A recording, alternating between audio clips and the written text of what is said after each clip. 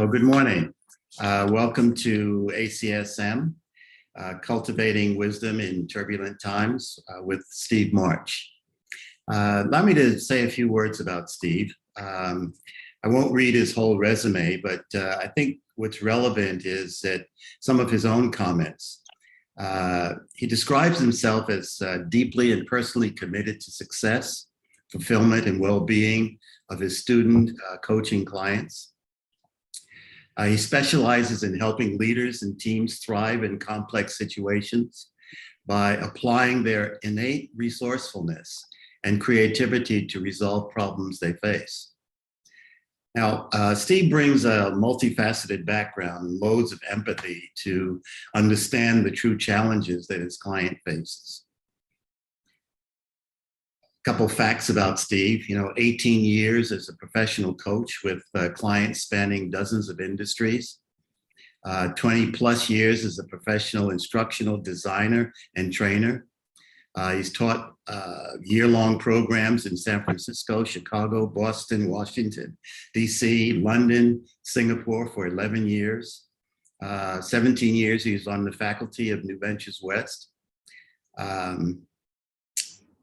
In 2012, he created a new coaching methodology specifically designed for discovering and unfolding innate talents and creativity in the midst of complex environments. I think Steve, really wants to help leaders find a way to thrive in these complex situations. His method leverages current research findings in cognitive development, emotional intelligence, somatic awareness, and mindfulness, and related competencies.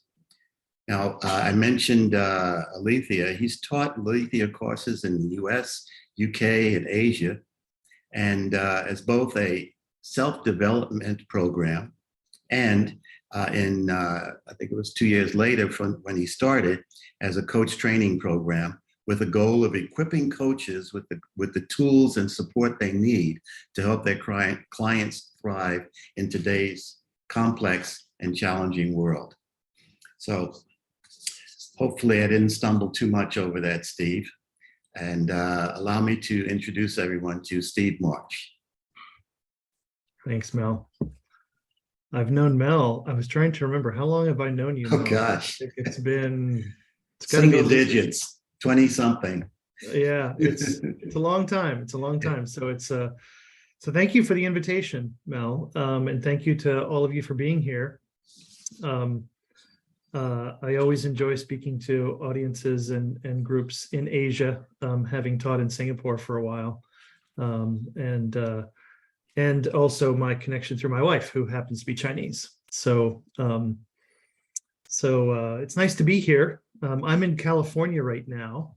So while you're all enjoying your coffee, I am enjoying my herbal tea so that I don't stay up too late tonight. The topic that I want to talk about today is cultivating wisdom in these times that are turbulent and complex. And just to give you a bit of foreshadowing for what we're doing, my plan is to talk for maybe I hope no more than about 40 minutes. And it can be somewhat interactive if you have questions or comments or things that you want to add in. But what I'm wanting to do is to kind of lay out a couple different pieces for you to reflect with, to think with, to kind of string together. And then I'm going to open you into a breakout room where you'll have an opportunity in small groups to do an exercise, exploring this topic in the context of your own life. And then the plan is for us to come back and to just open the conversation, a time to share what you experienced in the exercise, maybe ask further questions, etc. So that's essentially what we have in mind here. And so we've got about 90 minutes here, although we might tack on an extra 5 or so because we started a little bit late, but that's basically the idea. So hang on one moment here while I just organize my windows, which I've been moving around here a little bit. So, as we look at the world that we live in, there's sort of two sides to it. Of course, one side is that in some ways and by some measures, it's never been better. We look at things like violent crime rates have been declining, literacy is up, life expectancy is up. Around the world, there is a greater awareness of social inequities, and people are stepping up to really address those kinds of things, which is fantastic. Every year we have new discoveries that enable us to be healthier, cures for diseases or new things. Every year, sources of renewable energy get cheaper and cheaper, making it easier for us to transition off of oil and gas and onto a different kind of energy. And so many more things that I'm not going to go and enumerate, which you probably all are familiar with. But on the other hand, we are also living in the times of crisis.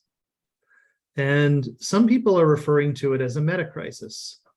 And a meta-crisis is the crisis of crises. It's, we have ecological crises, we have health crises, we have the energy crisis, we have social crises, cultural crises, political crises, economic crises, of course, educational crises, and we have a meaning crisis as well. And often these are the kinds of things that our coaching clients are struggling with. They're coming to us because they're struggling in their personal lives, in their work lives, in their home lives, in their health, in their neighborhoods, in their communities, in their countries, with the confluence of all these kind of crises that are happening right now. And by calling it and framing it a meta-crisis, what we begin to understand is that these many crises, even though they're very different, actually have a common root. And the common root of the meta-crisis that we face is a particular way of being human. And so it may sound odd to say it that way because, isn't it just the case that human beings are human beings and there's only one way to be human? It turns out that's not the case, that historically there are many different ways to be human. And in fact, I think in many ways at the individual level, and in some cases at the team level, that's what we're helping our clients to cultivate. We're helping them to actually cultivate a different way to be in the world, so that they can see the world and themselves and their relationships in a new light, that they can see new possibilities, that they can step forward into that world and address the concerns that they have from that perspective. But if we look, we sort of pan out to this global view that I'm inviting here. The way of being human that is the root cause of this meta-crisis is a way that was a way of taking ourselves to be separate. And now this is one of the products of my cultural background in Western philosophy and Western culture, and unfortunately we've exported it to the world. This is an export that you should return, I think, is this sense that we're separate. We take ourselves to be separate from each other, of course. We take ourselves to be separate from nature and the environment. We take our head to be separate from our heart, to be separate from our body. We're living in a world of fragmentation. And that fragmentation, that fragmentary way of being human is one of the root causes of all of this. So framing it in this way is, I find, actually somewhat helpful, because when we go to try to solve these different crises, or when our clients try to address this crisis or that crisis in their life, in isolation of the rest of their lives, in other words, they try to solve this in a fragmentary way, usually the efforts that we make to solve and address these crises individually actually get undermined by the other crises. And so the only way to really address this is to address it as a whole. And the only way to do that, practically speaking, is to address the root cause of it, as opposed to trying to reach our arms around the entire planet and the vast complexity that we face every single day of our lives. So that's one thread that I want to add into our conversation here. The next thread here is, there's a really powerful question that I find, which is, what's the source of action? Now, there are probably many ways to answer this question. But the way that I find personally most compelling and most useful for us as coaches is that we act in response to how the world occurs. So if we're going to take new action, the leverage point is to shift how the world occurs. And that is actually quite powerful. If we can shift the way our clients view themselves and each other and others and the world, then they begin to respond differently. They act out of a different way of being. So one of my friends, John Vervaeke, who's a cognitive scientist, a professor of cognitive science at University of Toronto, he likes to ask the question, where do we go for information? Where do we go for knowledge? And where do we go for wisdom? Because this is how we find out about the world. And if you're like many people living today, you have easy answers, ready to hand answers for the first two questions. Where do you go for information and knowledge? Well, probably very close to the top of your list, if it's not the top of your list, is the internet, right? We go to a Google search. We go to books. Maybe we go to universities. We take classes. We have lots of different options for how to learn about the world through sources of information, through knowledge, through content, through consuming content. But that third question, where do we go for wisdom? That stumps a lot of people. Very few people have an answer to that ready to hand. In fact, even underscoring the point more strongly, many people will say, what do you mean by wisdom? What is wisdom? Like, we've even lost that. We've lost the sense of what wisdom actually is. And so we live in a culture that I believe, for the most part, is pretty much a global culture that centralizes information and knowledge and marginalizes wisdom, and therefore marginalizes wisdom traditions. And I'll give you a peek into where I'm headed with this, which is that I believe, and I hope to build the argument for this, that as coaches, we're in a profession in which we can be wisdom teachers. We're in a profession in which we can bring wisdom. We can help our clients open to wisdom, to learn how to leverage wisdom and access wisdom in a world that's virtually forgotten about wisdom and has completely replaced it with content, information, and knowledge.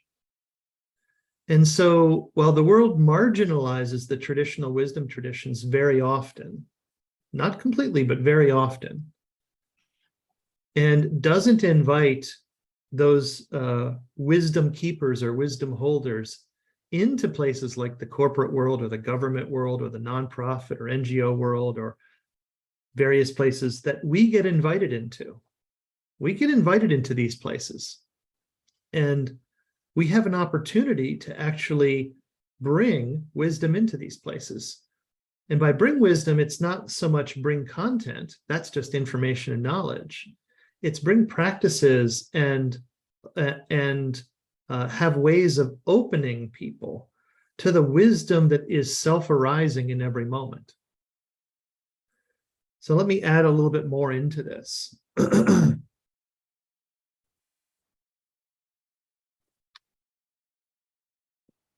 We live in this world that values information and knowledge. And of course, it's been true for decades now, but the amount of information that gets generated on a daily basis far surpasses anyone's capacity to digest it. Like, by orders of magnitude. And that is accelerating, right? But that's been true for, I don't know, decades and decades, probably maybe 20 years, 30 years, 40 years, right? So we're smart creatures. We're smart human beings. And so we created a way to deal with that information overwhelm and overload. And they're called algorithms.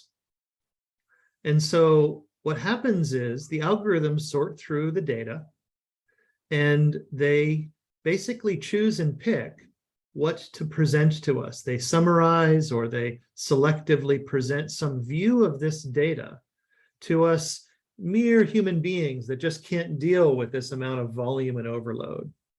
The challenge, of course, is that now algorithms are actually shaping our perception of the world, right? And so if you're a social media user, you're in a kind, or frankly, an information consumer at all, you're in some kind of information bubble. You're perceiving the world in a certain way. Of course, you're trying to perceive the world as it is, but actually you're perceiving the world as filtered through, and I'm sorry to say, distorted through a particular algorithm or algorithms. And so this is creating some of the crises that we face, like the political crisis. I'm not up on Malaysian politics, but it's like US, Steve. It's like the US. Okay, well, let me so we can commiserate together then, because the politics in my country, well, politicians don't govern anymore. All they do is they worry about winning. Right? That's all they do. So it's like they're playing a game and they've taken their eye off the ball. They're not governing, they're not doing what they've been elected to do. They're doing everything they can to stay in power, right? This is an example of the kind of divisions and fragmentation that come from a fragmentary way of being human, right? And we could find similar examples if we looked at any of these crises that I was naming earlier in the call, right? So of course, how do these algorithms work? We really have to wake up to this. We have to become savvy to this. Well, the algorithms aren't really designed to maximize well-being. They're not designed to help us to be more effective. They're not designed to support and encourage collaboration. They're not designed to give us pathways of life where we can feel more fulfilled. What are they designed to do? They're designed to grab attention and keep it. Now, how do they do that? They do that through tugging at our emotions. So what are the most attention-grabbing emotions? Fear and aggression. When we hear a story that evokes fear in us, our attention is riveted. When we hear a story of some kind of violation of something we care about, we get angry. And so many stories, the stories that seem to catch the news, the stories that catch our eyes, in some way, what they do is they provoke the survival instinct in us. They hit us in a very primitive way, at an instinctual level. And these algorithms are paying attention to how we respond. Do we actually stay on the website longer? Do we read longer? Do we engage longer? And these algorithms have become masterful. They're artificial intelligences that learn. They've become masterful at this game, right?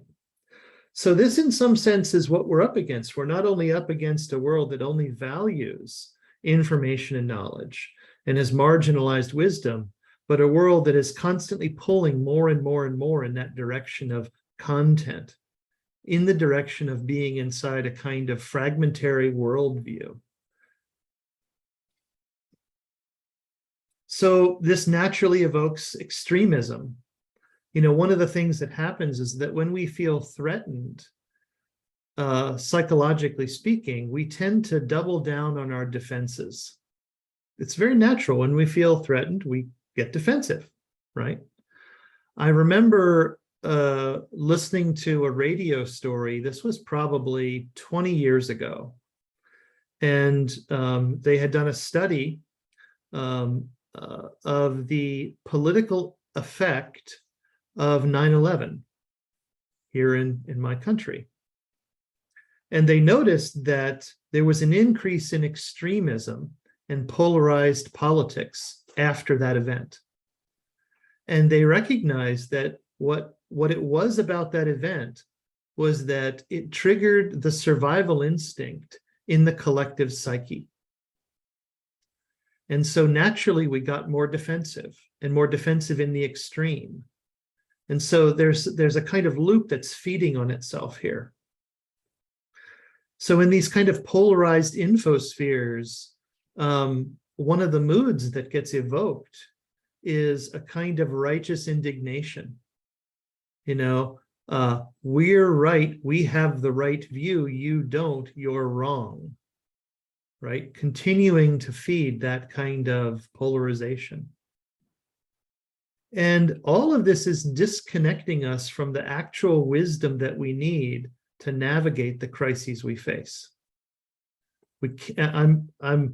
My stand here is that although information is helpful, knowledge is very helpful, by itself it is insufficient to navigate the crises we face.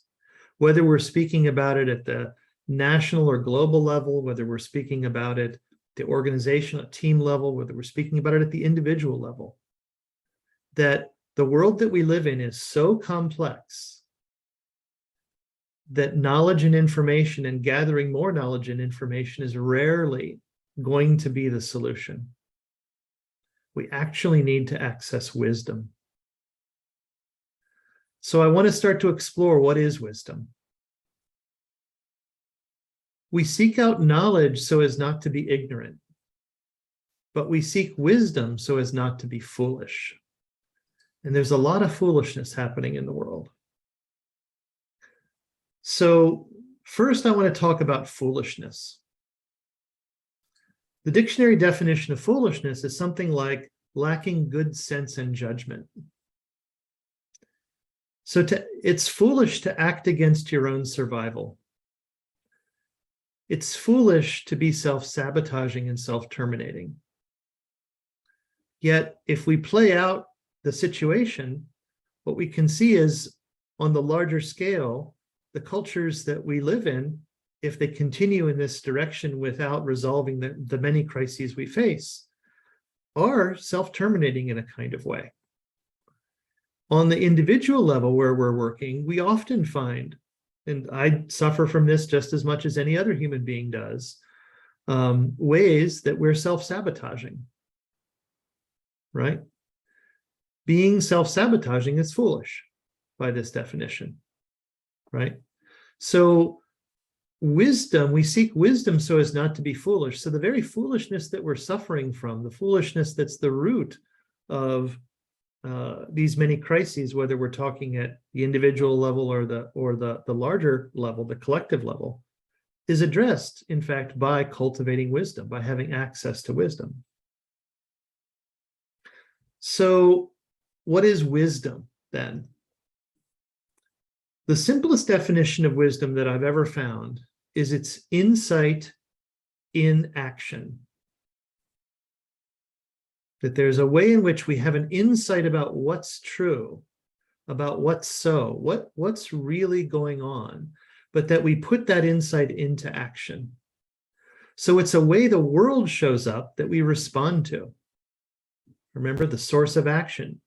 We act and respond to the world that occurs to us. So right there in the middle of that is wisdom. Classically speaking, there's two kinds of wisdom. There's phronesis, which is a Greek term. It means practical wisdom. Could mean skillful means, if any of you are Buddhist, upaya. This is the kind of wisdom, the practical wisdom is the kind of wisdom of the skilled carpenter who touches the wood and with their tools in a way that senses the grain of wood and can follow the grain of wood in order to build, or that can recognize this piece of lumber won't work for this project, right? So they have a sensitivity, they have a deep engagement with a particularity of the moment. Practical wisdom is the kind of wisdom of a chef who, without consulting a recipe, can make a delicious meal out of available ingredients because of the intimacy with which they know the ingredients and the methods of cooking. Practical wisdom is the wisdom of the jazz musician who isn't following a musical score to play their instrument. Instead, what they're doing is they're listening to the other jazz musicians in the band, and they're improvising together. And so the only way to know what to play is to listen closely, to pay attention. Practical wisdom is the wisdom of a professional athlete who's playing at a very high level of the game, playing with a keen awareness of exactly what's happening on the playing field, an embodiment of the sport in such a way that there is no deliberation about what they should do in the middle of the action. They just do what they do, and what they do has skill. What they do allows them to perform at a high level. This is practical wisdom. Practical wisdom is not something, it's not a deliberative choice making. It actually comes from a deep participation with reality. So practical wisdom is cultivated and embodied through practice. We have to practice something again and again and again, learning to sense with greater nuance and subtlety what actually is happening with in our domain of action, with our profession or whatnot. Of course, for us as coaches, this is what we do when we practice coaching conversations or supervision, as you all do. You know, we are practicing the art of conversations. We're practicing the art of language. We're practicing the art of working with the body, a variety of other things like that, right?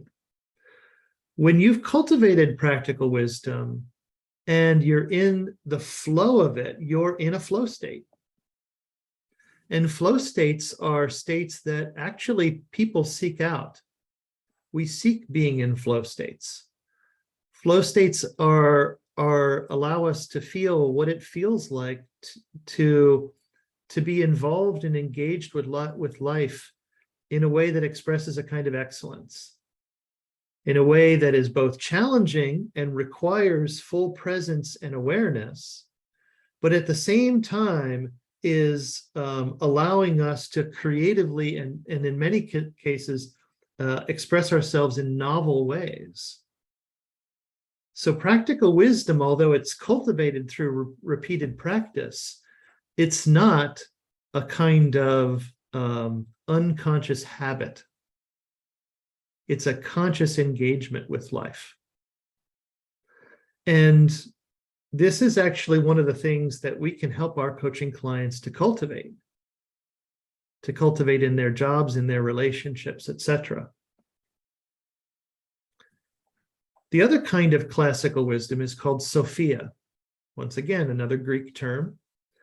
And if you're Buddhist, this could be prajna, if you're familiar with that terminology. Sophia is, I'm going to call it a kind of true wisdom. So we have practical wisdom and true wisdom. They're both true, but one is a little bit more skill-based, and this one is a little bit more insight-based. So true wisdom is the wisdom of elders who, through their time on the planet, their age, they've grown wiser. They've cultivated a kind of insight into human nature, into life, and they have access to this. And yet, curiously, true wisdom is also the wisdom of children. It's the wisdom that a young child who hasn't yet been socialized into the culture asks mommy or daddy a question And we look at them like, where did that come from? They just nailed something. And they ask this question because they're in this deep participatory engagement with life. And the question is, what is that? What is going on there? Right? So isn't it curious that true wisdom is the wisdom of children and the wisdom of elders? Although, as we grow older, not all of us grow elder. Many of us just grow older. And we don't cultivate wisdom. So just being old doesn't automatically get you there, right?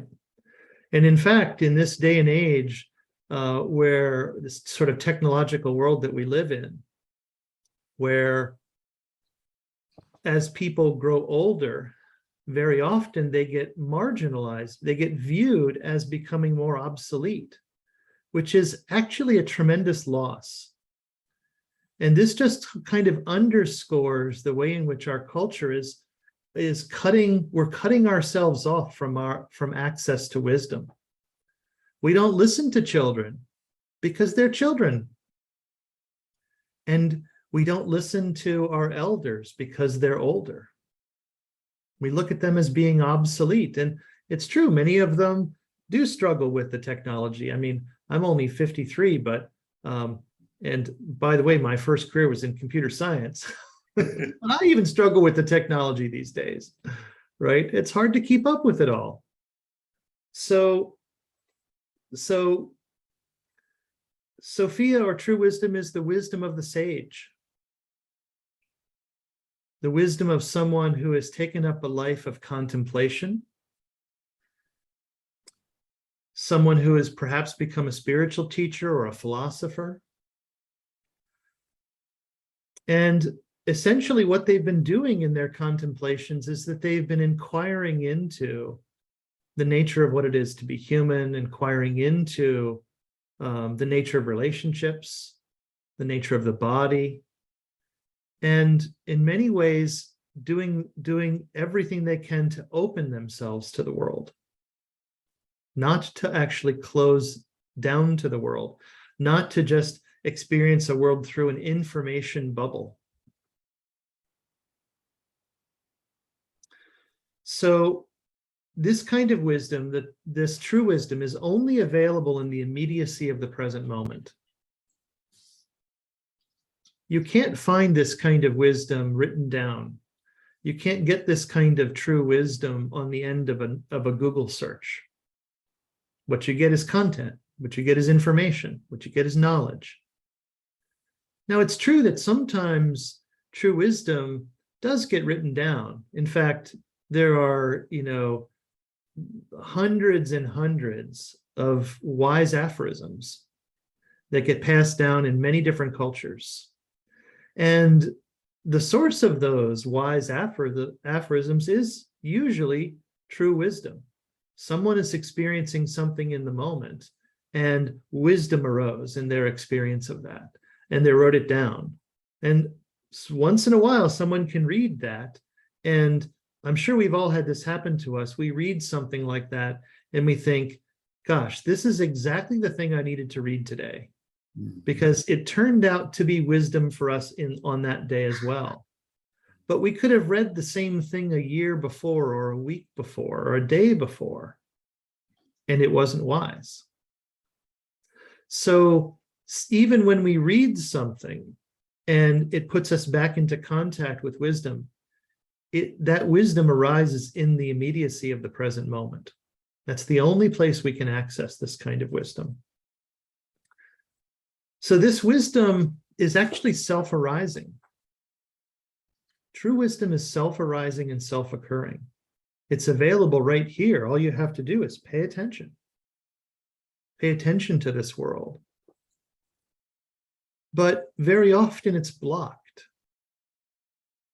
And although it's on offer, it's here, it's available, it's self-arising and self-occurring, somehow we sort of cruise right past it and we don't even see it.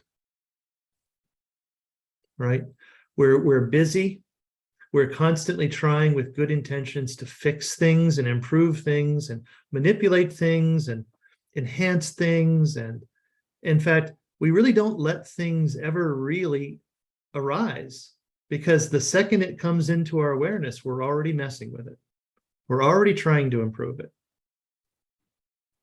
So a lot of what it takes to actually open to wisdom is to begin to recognize these blockages. And the key is that we never intentionally block wisdom. In fact, usually what's happening is that we have some good intention, we're acting out of the good intention, and unintentionally doing that blocks our access to wisdom. So all of this is something that we as coaches can really help our coaching clients with, right? We can help them to see ways that they're not actually open to what's arising here in this present moment. They're not sensing their bodies. They're not feeling their emotions. They're not feeling their bodily felt senses. They're not sensing the texture of relatedness that's here between us. We're not actually deeply participating with the moment. And when we don't do that, we're cutting ourselves off from the wisdom that we actually need to navigate the complexity we face. So the last thing I'll add here is that our wisdom traditions are breaking. You know, it used to be long time ago that we were born on a piece of land that our parents were born on, and that their parents were born on, and that their parents before that they were born on. And there was a lineage of wisdom keepers. And our ancestors, our relatives, were able to help us to understand how to make a living on this land, because they'd lived on this land for a long time. They knew the weather patterns and the migration of the animals, and where to eat, where to get water, where to get shelter. But in this contemporary age, very often, the new generation, the old generation has nothing to offer the new generation. I can remember in the context of my own life, as I said earlier, my first career was in computer science. And I can remember going into computer science was in the late 80s when I did that. And I can remember speaking to my parents about this, and they said, "We have nothing to offer you. We don't understand what you do. We're glad you can make a living at it, and we wish you well." That was basically what they said. They never worked in computer science. They never worked, neither of my parents had a corporate job. There was a world that was foreign to them. And I have to say, things didn't improve when I became a coach. You know, in fact, just literally last month, I had a conversation with my mom because I was going off to speak at a conference. And my mom said, "What do you do again?" "I've been doing this. I started coaching in 2000. I've been doing this for 22 years. Okay. She said, "What do you do again?" I said, "Well," and I explained it to her. And she said, "Yeah, I don't get that." I still don't understand it. So, you know, it's funny, and we can all laugh about it. And I laugh about this too. But what's true is that there has been historically and over the course of human history, wisdom lineages that we've all been born into. And they're breaking today. And I'm sorry to say, but, you know, if you have children or you have grandchildren, or you even know people who are of a younger generation, you know, it's becoming the case that we know their world less and less. Like, for example, did you know you can now get a college degree in being a social influencer? I discovered this last year. I was like, what? I thought that was like a teenage hobby. Like, this is a career. This is a thing people do now. And it is, right? It's amazing, right? So in this world, the other place that we have access to these wisdom lineages is in teacher-student relationships. And we've all had teachers in this world, right? And the teachers that we have, if you just pause for a moment and think about the teachers that you've had, the real human beings that you've had that have touched your life, It's amazing. And yet in this day and age, people aren't going to teachers. They're going to the internet. And very soon, because of the education crisis that exists in many parts of the world, because of the teacher shortage that exists in many parts of the world, the job of education is slowly being taken over by AI tutors. Now, the thing about an AI tutor is that it has access to information and knowledge, but there is no intersubjective attunement, and therefore no access to wisdom. So that kind of education is not going to get us there. I'm not saying it shouldn't happen. I'm not saying it doesn't help us in some way, because it does. I'm saying we have to wake up and recognize what it's good for and what it's not good for, and the need for actually having human-to-human relationships where there is intersubjective attunement.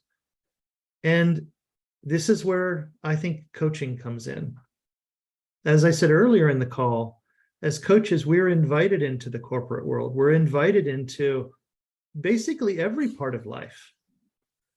Some coaches do relationship coaching and life coaching, and you name it. It's all over the board. You know this, right? We're invited in ways that other kinds of wisdom traditions, the traditional wisdom traditions, aren't being right now, which is a sad thing, that they aren't. But yet it's also an opportunity. There's some way that we, if we're aware of this, can actually help our clients to deeply participate in their lives, to be in the present moment in such a way that they can learn how to open up to the wisdom that's on offer and how to actually navigate the complexity that they face. And this takes, of course, cultivating humility, because very often it's what we think we know, especially what we know for sure, that blocks wisdom. So we have to have a kind of epistemic humility to recognize that, well, yes, we know what we know, but maybe there's more to know. Maybe we don't know everything, right? We have to deeply participate, which means working with our defenses, working with the ways that we create boundaries against life, the ways that we're not embodied, the ways that we don't feel our emotions, the ways that we find ourselves not in relationship with each other, the relationship difficulties we have. And most of all, we have to begin to cultivate an awareness of wholeness, because only that can really begin to address the fragmenting and fragmentary way of being human that's at the root cause of so many of these crises we face. Cultivating a sense of wholeness requires that we actually drop in depth, that being present in the present moment is not just a binary thing. I think in many cases, I'm so glad that mindfulness is becoming more and more popular in the world. But I think in many cases, people misunderstand mindfulness in a binary way. We're either present or not present. We're either here or distracted. And although it starts there, when we get present, we can be present at different depths. And as we drop in depth in the present moment, we actually land into innate wholeness. We actually land into a way in which we actually feel whole and complete. This is one of the most potent antidotes to one of the epidemics that we face in this world, in which almost everyone feels in some way deficient. When we face the complexity we face, many people feel, maybe I don't have what it takes. And this stirs us into self-improvement. But there's something that a point I want to make about self-improvement. Self-improvement is well-intended, but Ironically, it actually usually reinforces self-deficiency instead of saving us from self-deficiency. And it does that in the following way. Many times we set out on a self-improvement project and it fails. Maybe the classic example are New Year's resolutions, right? How many of us have tried New Year's resolutions and, by January 15th, we're like, forget that. That's just not working, right? Well, what do we usually conclude when our self-improvement projects fail? I guess I didn't have what it took. And it's often discipline, right? I guess I don't have enough discipline. But very often self-improvement projects generate mixed results. Some kind of works a little bit, not getting exactly everything I want out of this. What do we conclude there? Well, we usually conclude, I guess I'm not trying hard enough, right? I need to do it better, faster, harder in some way. And so that also is really kind of reinforcing a certain kind of self-deficiency. But then even when our self-improvement projects succeed, we're able to do something that we want. That just seems to cast a shadow on the rest of life. And we say, well, I improved over here, but oh my gosh, everywhere else, I'm so deficient. So this creates what I call the self-improvement hamster wheel, in which the more we practice self-improvement, the more self-improvement it seems we need. And unfortunately, I think this is really very prevalent in the coaching industry. There is an alternative to self-improvement, and it's an alternative that actually opens us up to wisdom. I like to call it the unfolding paradigm. So I contrast the improvement paradigm with the unfolding paradigm. In the unfolding paradigm, we start with the radical proposition: what if nothing is missing? What if we're already a whole human being? Clients will often say, well, it doesn't feel like that. And my response is, well, let's explore that. What's that feel like? What's it feel like that something feels missing? And so we shift the conversation from talking about what's not here to talking about what is here. We begin to explore what's here in a concrete, tangible way. What are you feeling in your body? What are you feeling emotionally? What's it like to be in this situation? And as we begin to do that, we actually drop in presence. We increase our presence, we drop in depth. And we uncover innate resources, creativity, and wisdom. These are expressions of our wholeness, the wholeness of being, which is always already the case. So as we do this, as we drop in depth and access wisdom, we learn that we actually do have what it takes to navigate this complex world. That human beings are not visitors to a foreign land in the world of complexity. This is our native habitat. The complex world is our native habitat. The world is complex by nature. It's not going to change. So we have what it takes to navigate this. The history of humanity has demonstrated that numerous times. And that's no different in these times, although the challenges that we face are of a different order.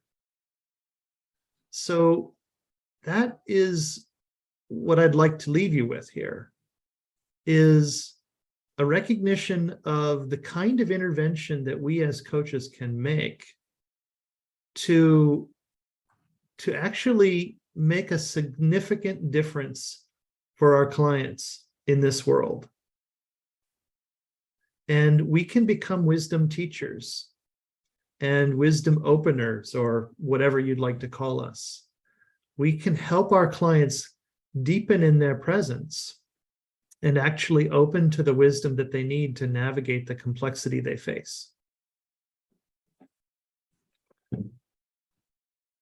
So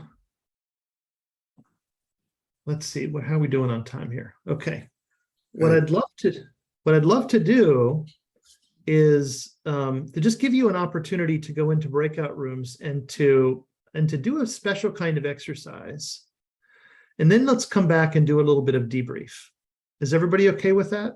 Yeah. Okay, great.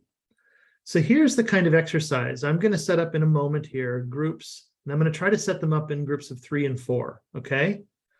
And, just take a couple minutes to introduce yourselves, especially if you don't know each other. Just a little bit of introductions.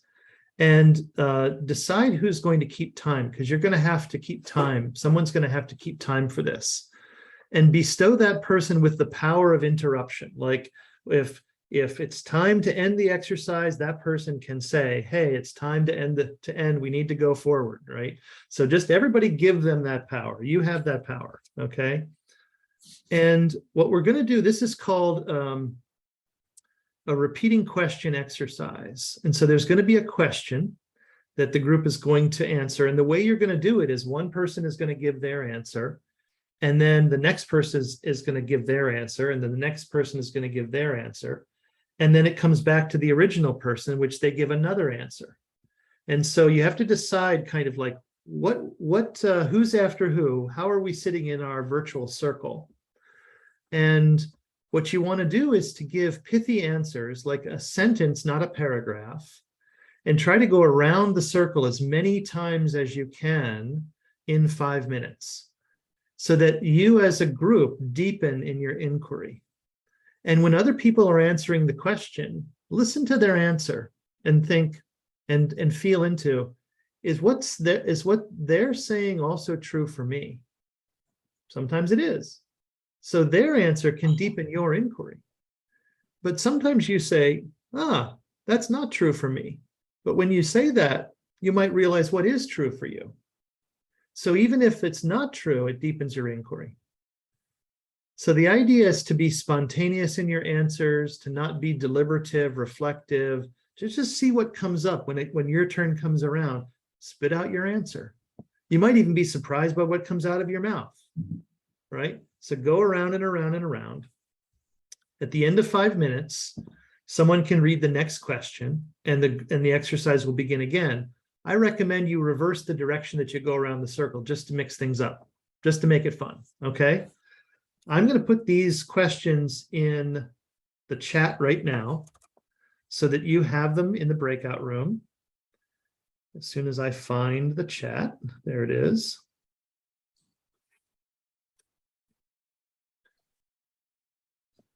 So the first question, you can see it's 5 minutes. What is right about focusing time and attention on consuming content? What justifies focusing on information and content? If you're like me, you probably have a lot of answers to that question, right? So there we have all kinds of justifications for why that's a good thing. We want to look at that. We want to own that. The next question for 5 minutes is, name a way you experience the absence of wisdom. I give some examples here. Confusion, foolishness, self-sabotage, bad habits. There could be many, many ways. Try to answer in a specific way to you, instead of just the generic ways that I'm illustrating here in the question. How do you experience the absence of wisdom? We have to start to understand what that feels like. And then the third question is, what wisdom arises in this moment about how you can cultivate wisdom, both practical wisdom and true wisdom? So remember, wisdom, this kind of wisdom, only arises in the present moment. So what's the wisdom that's arising right now? Like maybe your turn comes and you say, I need to slow down. That's my answer. Next person. And you just keep going. And then for 5 minutes at the end, so this is going to be essentially like a 21-minute exercise with 1 minute to just kind of coordinate and say hello at the beginning. Just have a discussion. Like, what happened for you in this exercise? Like, what did you notice happen between you? What did you notice happen? How did the mood shift? And just what unfolded? And then we'll come back and we'll debrief and see what questions you have and things like that. Are there any questions about the exercise? All right. So you can begin to think about your answer to the first question while I set up the breakout rooms here, which I'm going to take just a couple seconds to do. And all right, have fun. And I'll see you back here in about, let's see, I'll put a timer on here. I'm actually going to put a 22-minute timer on here. So here you go. See you in 22 minutes.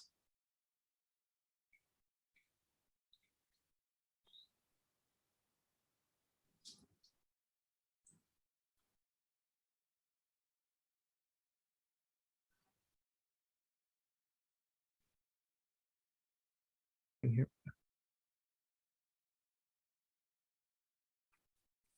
All right, everyone, welcome back. Welcome back. So hopefully that was fun and illuminating. If you've never done that kind of exercise before, it can be interesting. So what we want to do is just open it up for discussion, conversation, sharing. We're going to go about 5 minutes over time since we started 5 minutes late. I don't know what the usual norm is in your group, but I guess if you could raise your hand using the hand icon, that maybe is the easiest thing to do. And love to hear from you. What was your experience? Did you have any insights? Any wisdom coming through that you want to share with the group? Or just questions as well. Questions are fair game too. Maybe I can go, Steve. Yes, I have Matilda and Timothy and Bernard in my group. We have a very wonderful time sharing and reflecting deeper. Yeah, for me, I think what you say is true. I have so much presence this morning because I don't have anything to do this morning. Yeah, and the presence helped me to really get the wisdom from you and from the group. And there's something that really resonates with me is about what you say about wisdom, insights in action. And this is really powerful, and I can use it for my workshop, to get people to practice the wisdom and not just having the knowledge and content. And Steve, it's really great. And I told the group that I find since January until now, this is the best thing I have ever attended, and that's also because of my presence. Thank you. Yes, it is. Yeah, well, I feel humbled by that. Thank you. Thank you. Other things to experiment or to share of your experience. Steve, I'll go. Yes, me too. I was just sharing with Mel this morning. The more I learn, the more humble and I get, as in, because I was supposed to do something and then it brings to our coaching relationship, like who do you think you are that you have all this access that you think you can teach? And then the inner critic comes in. And when you share about wisdom in inaction, and I thought just being quiet and being aware, that self-awareness that comes in about, oh, you have your inner critic still in the background. And I remember you told me it stops me from seeing the truth in the world. Mm-hmm. And then when you said today in what you mentioned about how we see the world and how the world presents itself to us. So that's kind of like very nice to click in. And it's very assuring when you mention about we do have the inner wisdom, but it's really unfolding and allowing it to come forth. And the exercise that we had, what came up for me was really cultivating humility. Mm-hmm. And cultivating humility to me also means to know that what I know is only a dot and other people can be right. Allowing the space for things to arise and allowing others to be my teacher.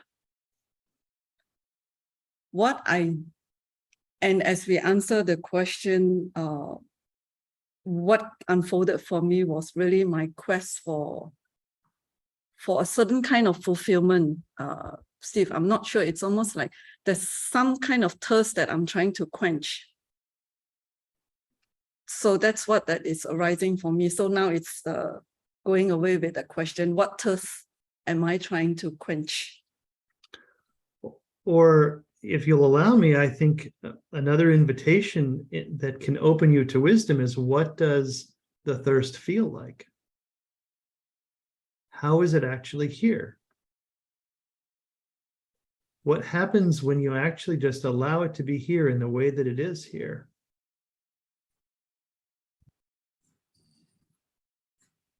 And then begin to notice that actually, as you're sensing that feeling, it changes. It unfolds, it opens, it deepens, it brings more. And the clarity begins to unfold, it begins to emerge as insight. So there's nothing to figure out. It's more like something to explore experientially. And like, even when a thirst is, if we explore that, a thirst or a longing or a confusion, even something like that, and we start to explore like a confusion, we just allow ourselves to be right there, confused. We start to get clear about what we're confused about.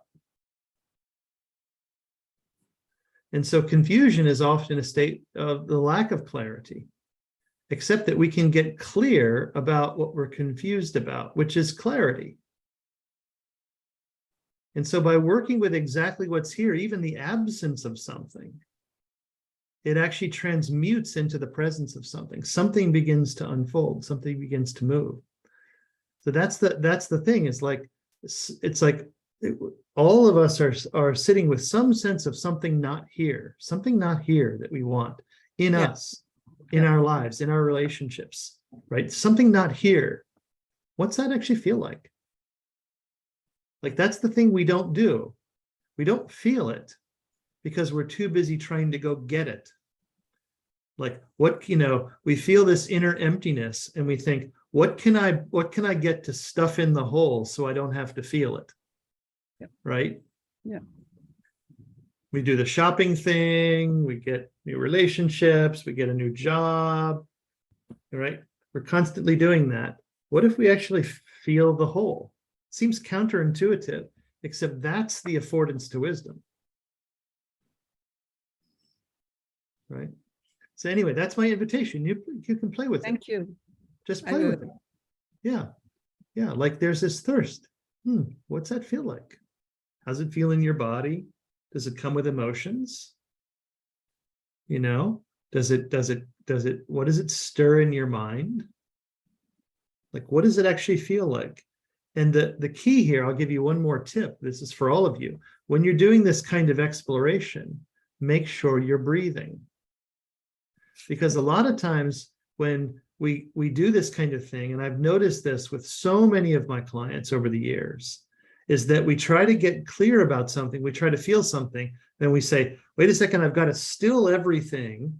So I'm going to hold my breath while I try to sense, which actually cuts you off from your own aliveness, right? So if you actually are allowing yourself to breathe and sensing and feeling what's here, it will unfold, it will change, it will transform. This is the kind of change and transformation that most of us are blind to. This is the self-arising nature of wisdom. It will come forth and open you into a different way that you experience yourself, other people, and the world. And when we experience the world in a different way, we react to it, we respond to it in a different way. Right? So there's just just a tiny shift like that is huge. Yeah. Thank you, Steve. Yeah, thanks for bringing that example and bringing that forward in the space, because you know what? I didn't even know to say that until you brought your example. Right? Thank you. Yeah, Wisdom and that's how wisdom works. It's like, oh, well, what's this? What's happening? Oh, yeah, that's what's going on. Yeah. Anybody else? We've got a couple more minutes here. I just want to take back to the discussion you had together with Ichu just now. Yeah. One of the things that was quite interesting for me is that there's the thirst of knowledge that you feel, there's an emptiness that you need to actually just put in and fill into that gap. The opposite of that, which I see a lot, is basically a lot of people are oblivious that they don't know anything. And that's where the foolishness comes in. And I think, if I may add, I think a lot of people actually will agree with me. A lot of our politicians in Malaysia, I like that as well. So there's an obliviousness of not knowing things, not being on the ground, and where they make policies which actually endanger the whole nation. So is that something that would you say it's in line in what you just said with Li Chu? Yeah, one of the ways that you can start to sense into this on all levels, individual, team, organization, culture, is this way of being human that separates and fragments. That's always the root cause of foolishness. But we never act foolishly intentionally. Instead, we act according to our good intentions and our common sense, but our common sense and our good intentions are responding to the fragmentary world that we experience. And so it seems like what we should do, it seems like we're doing what one should do to defend, to protect, to live, except there's a distortion in the middle of that. And very often our actions actually undermine and sabotage us. And this is going on all over the place. And it's probably virtually always the case with every coaching client you work with, that they're doing what they think they should do, except life isn't working. Right? Mm-hmm. So, the question is, how can they take care of the whole? If we look at this from a business standpoint, businesses are constantly doing what they should do to earn a profit, and yet creating externalities, creating pollution and noise and environmental degradation and leading to cancer and things like that. But that's just an externality, right? But so they're taking care of what they think they should be taking care of, their little world, their fragment of the world. Who's taking care of the whole? This is the problem. This is why we have all these many crises that make up the meta crisis. Who's taking care of the whole? When we actually cultivate an awareness of wholeness, this is how we gain access to wisdom. This is why wisdom is needed in these times, because it's exactly the thing that's been marginalized. It's been marginalized by our fragmentary view. So yeah, there's a lot of foolishness in politics right now, because everybody is looking at their in their information bubble, in their fragment of the world, and they're doing what makes common sense. They're doing that with good intent. And I think it's not that people can't act with bad intent, but I think it's more true to assume people are acting with good intent, right? They're acting with good intent, but that doesn't mean the outcome is good. The outcome very often is not good, right? So, how can we help our clients in the context of their own life take care of the whole, right? How can we help our culture take care of the whole, right? That, I think, is the new common sense that actually needs to be cultivated. And I actually think that we as coaches are actually in a place to help the culture with that. Because, as I was saying, we're everywhere. We're invited in, right? We're invited into the corporate world. We're invited into the boardroom. We're invited into governments. We're invited into nonprofits. We're invited into schools. We're invited into people's relationships and into their lives to help them to deal with the complexity that they face. We have an opportunity to coach the culture. And I'm inviting us all. I'm on a mission. I'm on a mission for us to be. There are enough coaches in the world that collectively we can make a difference. Right? We can make a big difference in this. The problem is that we have to wake up enough to be able to see what's happening in the culture and not get seduced like people in the culture are into a particular common sense, the prevailing common sense, because more of that is just going to create more of these crises. Yeah. So. It's great. It's great. Okay, let me step in and thank you, Farid, and thank you, Lichu, for and Jeff for your comments and questions. And let me also thank you, Steve. But before we do, a couple pieces of business. Would it be okay to take a photo?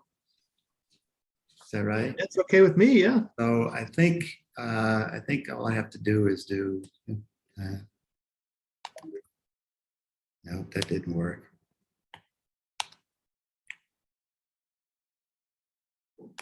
Okay.